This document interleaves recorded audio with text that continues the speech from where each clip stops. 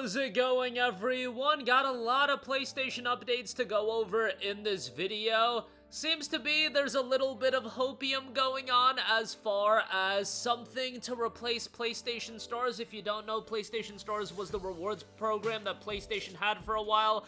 Unfortunately, they got rid of that, and, we're waiting on something new, but we'll talk about that. On top of that, Sony has patented a brand new touchscreen PlayStation controller that lets players choose where to put the buttons.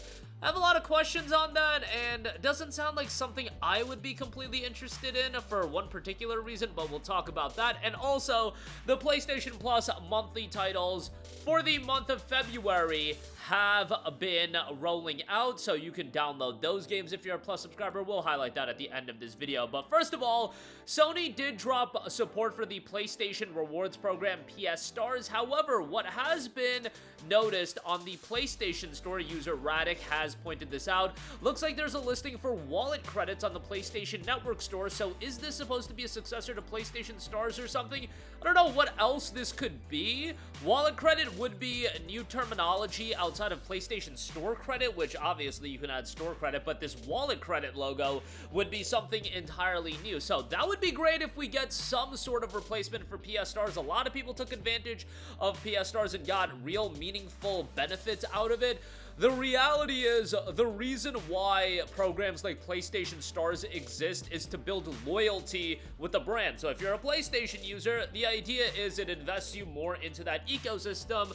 Unfortunately, the other reality is there's no real reason for PlayStation to build loyalty anymore because there's nowhere else you could go. I mean, you could buy a PC, you could buy an Xbox, but how many people are buying Xboxes? If you look at the stats, not very many, so I just don't think PlayStation themselves values the idea of keeping people within that ecosystem, or try putting their best foot forward to keeping people in that ecosystem because they believe they have you in that ecosystem. At least that's my thought process. That's also why I believe they're so adamant of going the live service route. Something that people don't really assess is that for a long time, those single-player exclusives, the value of them wasn't just to create big games that are going to make profit. On top of that, it's to create this value proposition that was going to draw you into the PlayStation 5, but because they have already pretty much won the game and won the battle in that regard, the incentive to produce games like that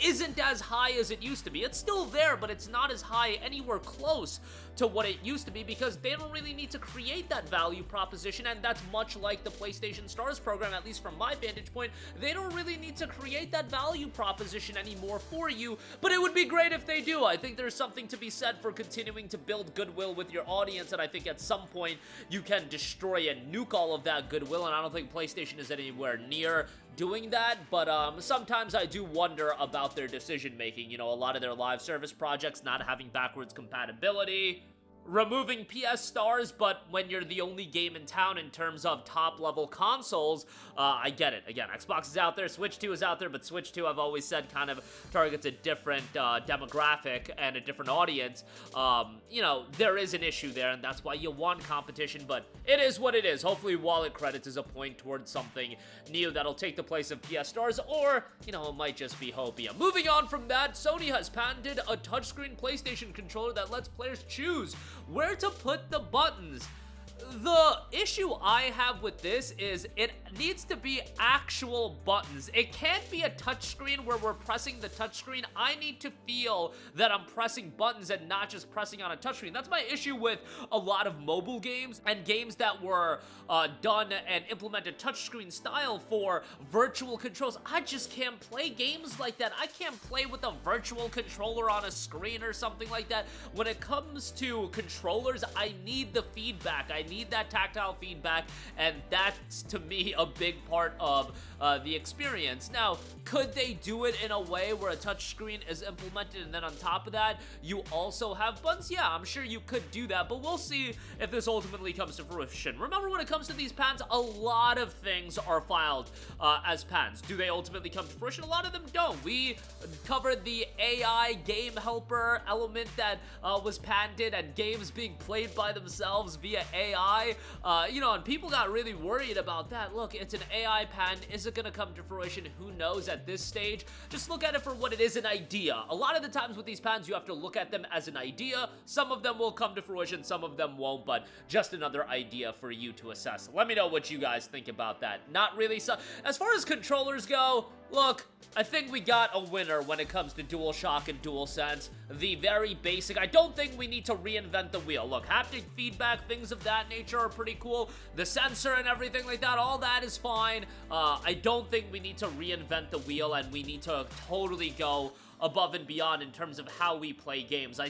There's been so many elements of things just not clicking. Has PlayStation Move clicked? Did PlayStation VR click? Did Kinect click? All of these things, a lot of them just don't click. You know what does click? The standard controllers, literally and figuratively, but nonetheless, there you go with that. Lastly, I do want to know, PlayStation Plus monthly games lineup for the month of February are rolling out right now. I personally thought it was a really good month for PlayStation Plus. There's always going to be people that are mad about a variety of things, but you got Undisputed, the boxing game, you got Subnautica Below Zero, you got Ultros, which I think is a great Metroidvania edition. You know, that's the type of game that works perfectly as a secondary, tertiary title that a lot of people don't own, and I think it'll offer value and people will check it out, even if it's 5% of the overall PS Plus subscriber base, or even less than that. That audience didn't play Ultros, and now they're being exposed to the game, which does elevate the attention for that development studio as well, and I think that's a total W, and hopefully they got compensated well, so on and so forth. And then you also have Ace Combat 7 Skies Unknown, which I know that's a game a lot of you guys own,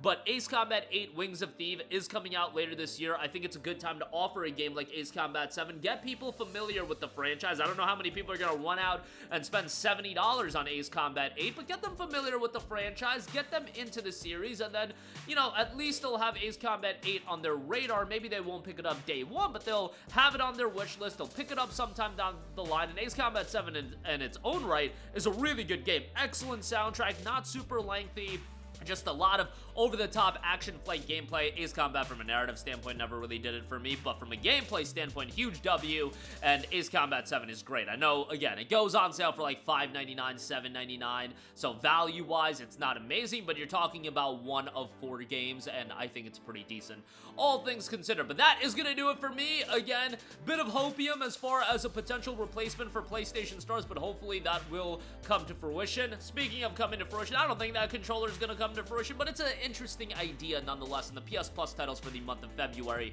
are rolling out. Those are live right now. That'll do it for me. Let me know all of your thoughts in the comments section down below. As always, sound off there. Thank you for watching, and goodbye. Hey guys, we hope you enjoyed the video, and if you did, make sure to hit the subscribe button, and if you're already subscribed, do us a favor and hit the bell icon. This way you'll be notified whenever we post a new video. That's the best way to keep up with all of our uploads, and we usually try to upload 2 videos a day. And with the bell icon hit, you'll be notified whenever we do upload a video. As always, thanks for watching.